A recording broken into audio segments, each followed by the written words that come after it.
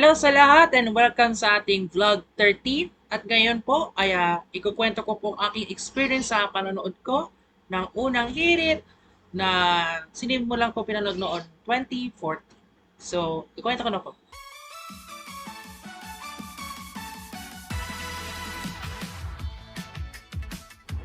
Nagsimula ko na manood ng unang hirit noong December 2014.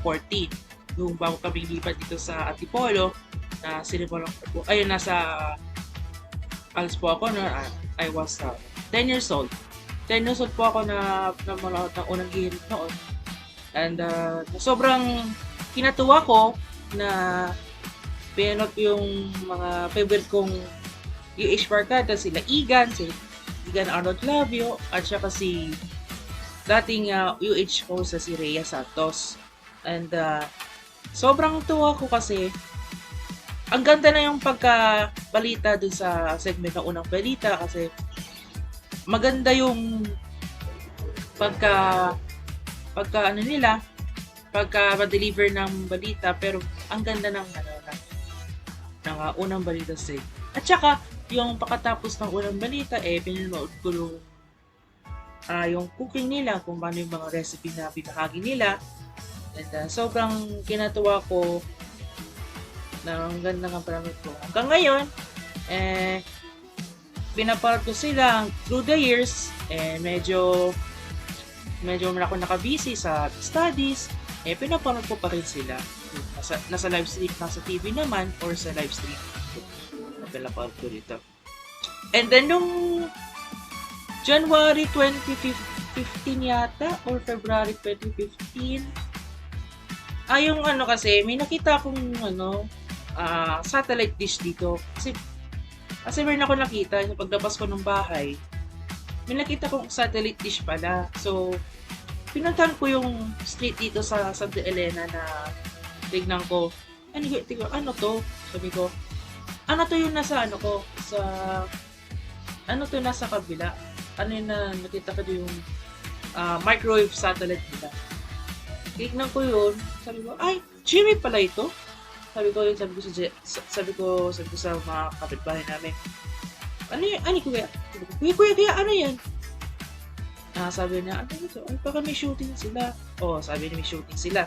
Tingnan ko yung pala, GMA pala, unang hirit pala. So, pinanood ko yung binisita nila yung paggawaan pala ng ice candy dito sa kabila, sa phase 1. Tignan ko yung television, yung TV namin noon, yung TV namin, tingnan ko yung unang hirit. Yung pala, bumisita pala rito sa kabila, yung paggawa na pala yung nandun pa sila, yung UH barkada si Love Oliver, na nakita ko yung tawag dito, or did she say this? Yung ice cream na ice candy na pala pinapagawaan ng ice candy dito. Yung pala, pinifeature pala rito. So, ang sobrang saya ko na first time sila nakabisita rito sa Santa Elena ang unang hirit. First time ko itong pinakita First time ko itong nakita to When, bago ako pumasok ng school, nakita ko sila. Yung pala, featured pala yung nila, yung ice candy, pagawaan pala nila. And then, yung fast forward to 2019, ayun, celebration naman nila ng 20th year, 2019, ayun, pinatuwa ko kasi kahit nasa bahay lang ako, nasa bahay naman ako, sinebrate ko na agad yung bago ako pumasok sa school, pinanood ko muna sila for 2 hours lang. Kasi bandang 6 AM kasi nasa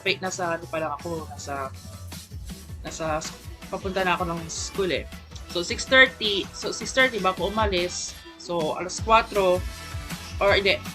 I mean 4:55 AM ay nakita ko na yung celebration ng unang hirit. And then yung nag-pandemic, ayun, natuloy-tuloy ko na yung pinanood ko kahit may online class ako. by the year 2020 hanggang 2022, pinapanood ko naman live streaming. O kahit sa TV, pinapanood ko yun na yung unang hirit ito sa online. Sa online world. Ayan, mas maganda na ng unang hirit ngayon. Mas maganda ang unang hirit. And then yung ngayon, 25th anniversary, ayun, naingrando na ang unang hirit. Kaya ngayon, ay na siya ng unang hirit day. Ngayon, December 6. Sobrang kinatuwa ko sa aking puso na maging fan ako ng unang hirit. Through the years, 10 years ako nanonood ng unang hirit. Is ngayon, December 2024, sobrang akong masaya sa unang hirit. Kaya, sumisig lang aking umaga and pinapalakas sa aking loob na ang unang hirit ay naging morning habit ko na ang umaga ko araw-araw. So, ito yung message ko sa unang hirit. So, unang hirit, happy 25th anniversary at sana matuloy-tuloy lang ang araw-araw na pagising natin sa umaga, from Monday to Friday, and sana more years to come.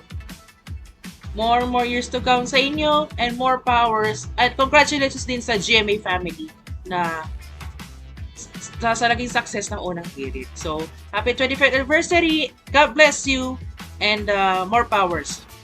So, yan. That's it. Ito na yung naging experience ko ng unang hirit. Kinuwento ko na po sa inyo na ito na magiging araw-araw kong habit ng umaga ko. So, thank you sa panonood po at meron tayong special announcement ngayong bago magtapos ang taon.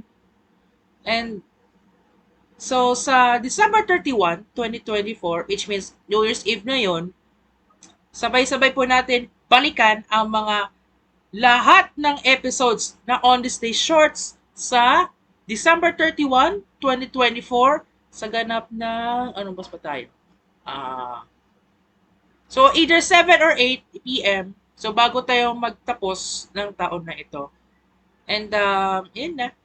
So, babalikan po natin lahat ng episodes from episode 1 hanggang natapos natin na episode 57 or 58 naman. So, abangan na po yan. So, it should be premiered on December 31, 2024, either 7 or 8 p.m.